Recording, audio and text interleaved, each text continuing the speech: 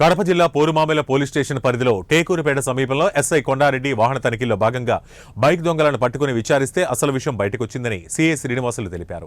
పట్టణంలోని ఆర్టీసీ బస్టాండ్లో జనవరి 29న బైక్ చోరీకి గురికావడంతో ఈ నెల 11వ తేదీ ఫిర్యాదు చేశారన్నారు. ఎస్ఐ కొండారెడ్డి విచారణలో భాగంగానే సీతారామపురంలో రోడ్డులో తనిఖీ చేస్తుండగా ఇద్దరు వ్యక్తులు బైక్పై రావడం, దాని నెంబర్ను చూస్తే చోరీకి గురైన బైక్గా తేలిందని సీఐ తెలిపారు. వారిని అదుపులోకి తీసుకుని విచారిస్తే బ్రహ్మంగారి మఠం మండలం నరసన్నపల్లికి చెందిన లాజరయ్య, దిరసమంచుకు చెందిన రవీంద్రలుగా గుర్తించామన్నారు. వీరిద్దరూ జిల్లాలో పలుచోట్ల దొంగతనాలు చేస్తున్నట్లు తేలిందన్నారు. వారి వద్ద నుండి 4 బైక్లు చోరీ చేశారన్నారు. రికవరీ చేశామన్నారు. కేసు నమోదు చేసి బద్వేలు కోర్టుకు హాజరుపరుస్తున్నట్లు సీఐ శ్రీనివాసులు వెల్లడించారు.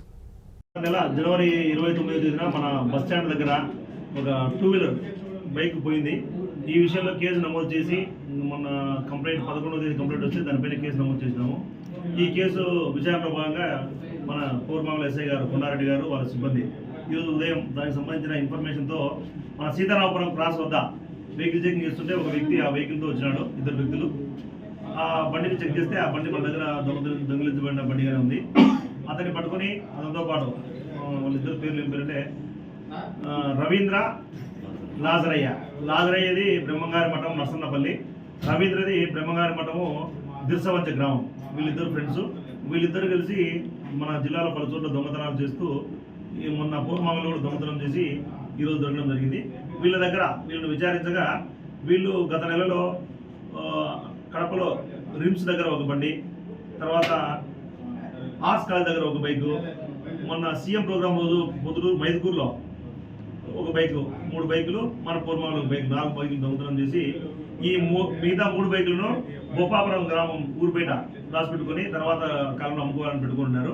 వీళ్ళు ఇద్దరిని అరెస్ట్ చేసి ఆ 3 బైకులు మన దగ్గర పోయిన ఒక బైకు, 4 బైకులు సీజ్ చేసి వారిపైన కేసు నమోదు చేసి వారిని ఈరోజు రిమాండ్కి పంపించడం జరుగుతుంది. వీరిపైన సస్పెక్ట్ షీట్ కూడా ఓపెన్ చేసి వీళ్ళపైన నిఘా ఉంచడం జరుగుతుంది. ఇందులో నా లాజరయ్య ఇంతకుముందు కూడా పొద్దుటూరులో ఒక 7 బైకులు దొంగతనం చేసి 7 కేసులు జైలుకు పోయి వచ్చినాడు. వీళ్ళపైన సరైన చర్య తీసుకుంటాము. ఇటువంటి దొంగతనాలు చేయొద్దండి.